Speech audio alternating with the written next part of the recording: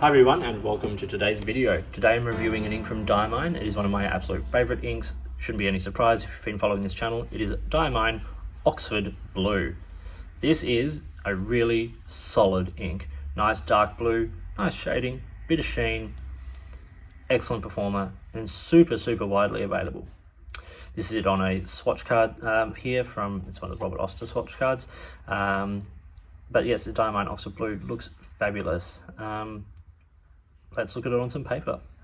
So here it is on Rhodia. Now this is 80 gram Rhodia paper, standard sort of paper. I had this in 2 pens and I swapped the nib out in one of them. I had it in a Lamy Safari with an extra fine nib and then chucked on a 1.5 millimeter stub on it, and also a Lamy All-Star with a medium nib.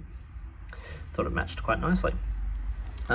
So this ink, look, in extra fine, it's nice and rich. In medium, you get some lovely shading, and then in the stub, you just see such a depth of color. It's a really nice ink for everyday writing.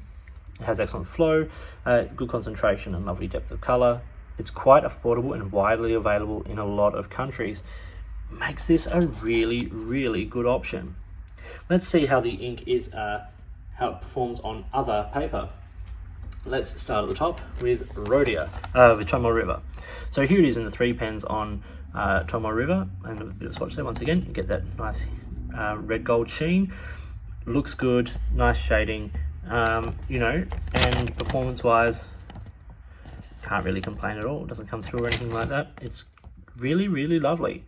And it looks nice. I do like this sort of darker blue color. It's not a blue black, but it's closer to blue black in my opinion than a couple of actual blue blacks.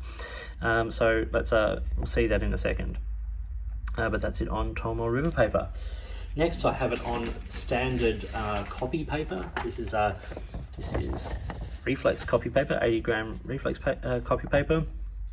You can see there that for the most part it performs really well. There's very little feathering. This isn't fountain pen paper at all, and that medium is actually quite a wet medium nib as well, so you are putting down a decent amount of ink, but it performs well, and some bleed as you would expect on this paper, but not excessive. I don't think that's excessive at all. On the lower paper, which is the student notepad from Spyrex, I always do that, confuse the two. This is Spyrex. You see a little bit more feathering again. Not so much from the bigger nibs, it's actually from the medium again, which is quite a wet nib as I said. But the colour looks great. It's a little dull, as a lot of inks look on this paper. But once again, on this paper you could get a lot more bleeding than that. Like, it is coming through, but we've certainly seen a lot worse.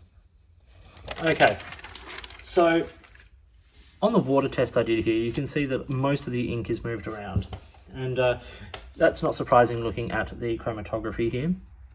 You do get like a little bit of grey left behind, which you can see there, but you get this like greys through the pinks and purples, and then the nice blue at the top there. So you do get a nice little range of colours, and I think a lot of that shows up here, and you can see like even the pinks and the blues sort of coming through on the water resistance test there, but it's an interesting chromatography for a beautiful ink. So let's talk through these criteria now. Sheen, medium to high, not a blanket sheen. It's not like an organic studio inks where you put down the ink and all you see is the sheen. This will just be where it pools, but it's a nice sort of color. Shimmer, no. Shading is excellent, especially for a concentrated ink like this. You do get some nice shading there, but the light is certainly readable in this ink. Okay, bleed is good. Feather is good to excellent. Like, as we saw, the feathering is actually pretty good. And on the back of this, you can see there's no bleed on Rhodia as well, which is very nice. Wetness and flow is really excellent. Concentration is very good. Dry time is good, 20 to 25 on Rhodia. That's not bad at all. Water resistance is low and cleaning is fair. It is a slightly concentrated ink. Now, value. I think Diamine inks present really great value. Obviously, the prices will fluctuate a little bit depending on where you get the inks from. But for instance, this comes in 3 main formats, and I'll show you them here. So this is the 80ml bottle, how that comes presented in a nice box with a label on the front there. And this is the standard 80ml bottle, decent bottle, nice and sturdy on a desk, decent enough size opening. That bottle retails for, now what I've done is I've taken US prices based on one very well-known popular pen retailer, online retailer from the US. This bottle retails for $14.95 US for 80 mils of ink, so that's pretty decent quality value. You also can get it in a smaller 30ml bottle, which is excellent for, you know, maybe topping up the bigger bottle or syringe filling, because the opening is rather narrow on these bottles, so they are tricky to fill from. But this bottle retails for $7.50. So from 30 mils to 80 mils, you're basically doubling your price. So I think it represents very good value in the bigger form. This ink also comes in cartridges, which I have here, this 18 cartridge packet costs $8.50. So for convenience, 18 cartridges for $8.50.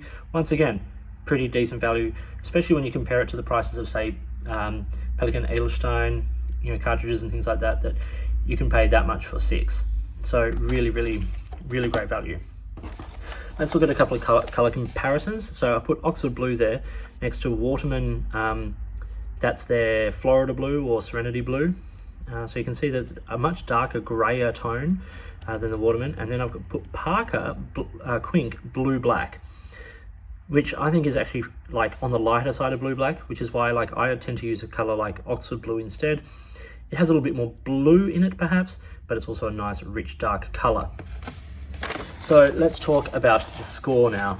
So I have given this ink a 4 out of 5. I think it's pretty darn good.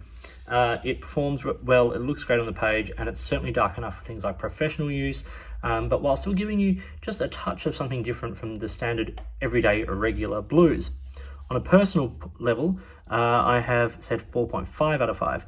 This is my favorite ink. This is the ink that I go to. I put it in my Lamy 2000 whenever my Lamy 2000 isn't being used for something else. At the moment, it's got Lamy Petrol in it for another project. This ink lives in my Lamy 2000 and also recently in my Sean Design Pocket 6. So it's my everyday carry ink. It's amazing color, it's got good performance, and as I said, perfect in a Lamy 2000, which for me is a big seal of approval. So this is a really interesting, beautiful ink, and an absolute favorite of mine, Diamine Oxford Blue. I hope you found this video interesting and useful. If you did, give it a thumbs up and subscribe to the channel. Hit the notifications button if you want to stay up to date with the videos that I produce. Please feel free to get in touch using any of the platforms listed below. You can find me on Instagram or Twitter at @the_offstage_me, or you can contact me on any of my videos here. Please feel free to get in touch if you've got any questions, or if there are products you think I should be looking at, or if there's a way you'd like to support the channel, get in touch and let's see what we can do, because I'd love to hear from you. In the meantime, enjoy your pens and your ink, and I'll talk to you soon.